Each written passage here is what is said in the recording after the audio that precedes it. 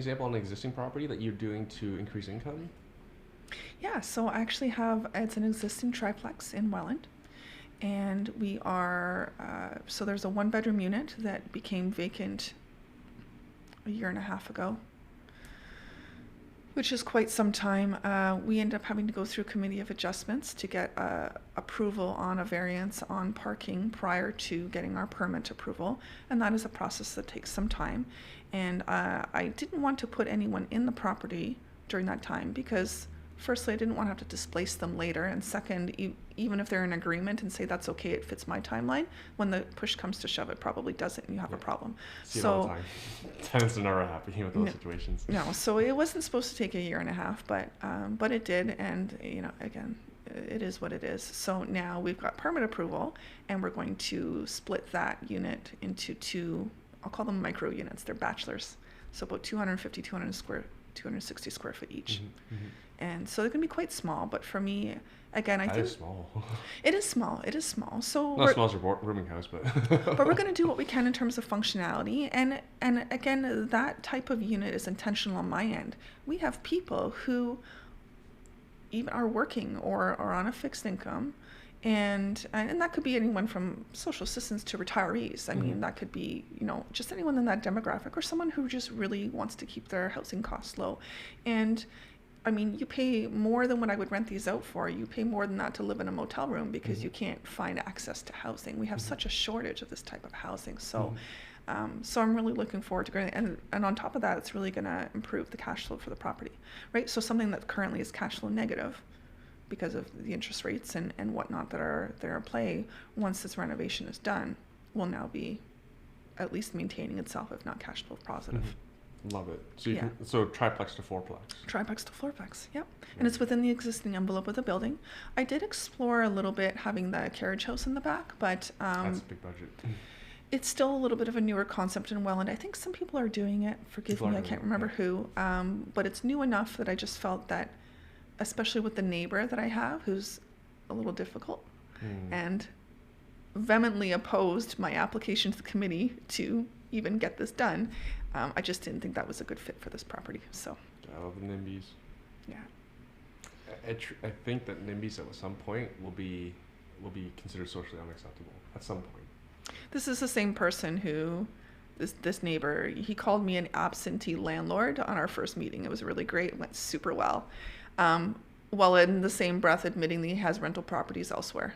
I'm like, sorry, are you an absentee landlord there? Like, what's your problem? But he's always got a problem, so. Just protecting their self-interest. Yeah, it's okay, it's fine, so. Which is what a NIMBY is. They're just protecting their own, looking for their self-interests. We can cry about the cost of housing, but at the end of the day, what are you doing to generate more of it to bring the cost down, right? So I know what I'm doing. Yeah.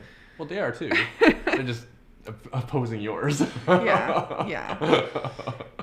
So, anyways. Literally not in my neighbor's yard, but yeah, pretty close to Nimby. That's wonderful. Oh, how much? Actually, that's a good question.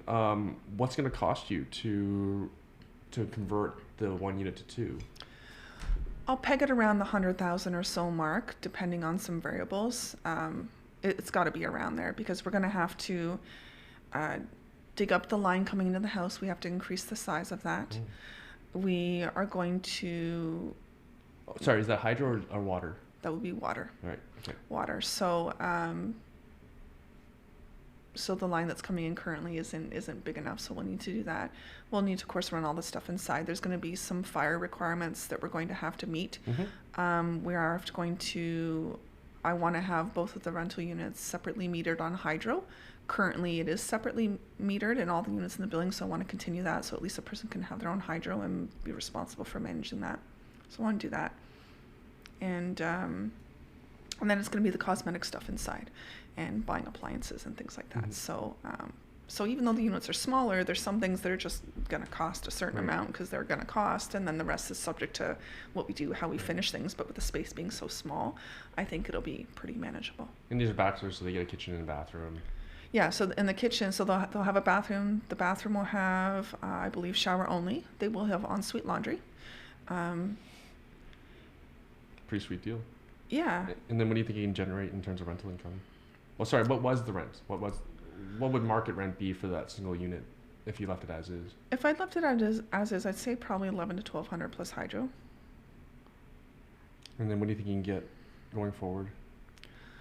For a self-contained, even though it's a bachelor unit with ensuite laundry, I would say probably around 1,000 a month should be doable. Oh, so you're almost doubling. You're Yeah. almost doubling your rental income from one Yeah, unit. yeah. So, and it, like for some people, that is not going to work for them. The space is going to be too small. But I think that there are so many more that it will. And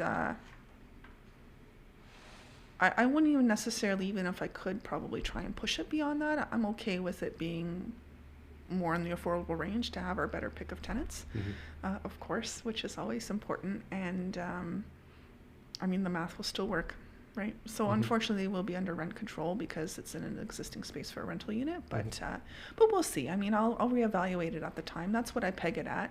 I think that's reasonable, to expect, including the laundry in there and with everything being brand new. And I mean, we'll see if it ends up being a little bit less. Okay, if it's a little bit more, great. But I think it'll be worth the money I got to put into it for sure. That has to be a factor. We can't ignore that. I can talk about being community focused all I want. At the end of the day, the dollars do still have to make sense. So there's no question of that.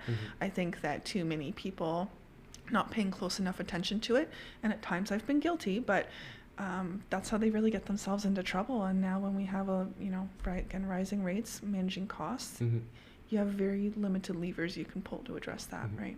Can I ask how you're financing the renovation? So I currently have access to a line of credit that I would use to do that. So again, I'm looking at how am I going to fund this now, but then what are my options going to be when I go and say, okay, I want to refinance this place and clear that line of credit. Am I going to be able to do so? And the answer is, I don't know. And I don't know necessarily just in the context of this property. It's going to add the value to the property itself, but in the context of my portfolio and what a lender is going to look at, that question is going to be up in the air until we hit D-Day, right? There's no question about that. So that's also why I've been pretty cautious about some of the other things that I'm doing. And, I want to make sure I have the funding I need to do the project I want to do. And if I can't pull all that money back out, I need to be prepared for that. Is that still gonna be okay? Right. So, but that's how I'm doing it. So I love this conversation because like you're trying to cover all your bases. Like it's pretty much a no-brainer investment. Spend $100 to double your rental income. And even if. Just one more thought. We don't know how it's going to reappraise. No, not 100%. I don't know, and I don't know what the lender sentiment's going to be with a real estate investor, given all the defaults I'm sure that are happening right now in the market. So that's kind of a thing. Even if I've miscalculated that at the start, again, I have a rough idea of what these renovations will cost because I've been involved in quite a few of them at this point, but I don't 100% know. I couldn't firm up my quotes with people because I knew I was going through that committee process, and the quotes would have changed because of material change costs and things like that anyways. So even if I've underestimated that right now, let's say it's 120, let's say it's 140,000, it still makes sense, right? If I can get it done cheaper, wonderful. But if I don't, I've got that leeway, and that was really important to me when I was kind of embarking on the project. That was before the rates and everything changed even, right? So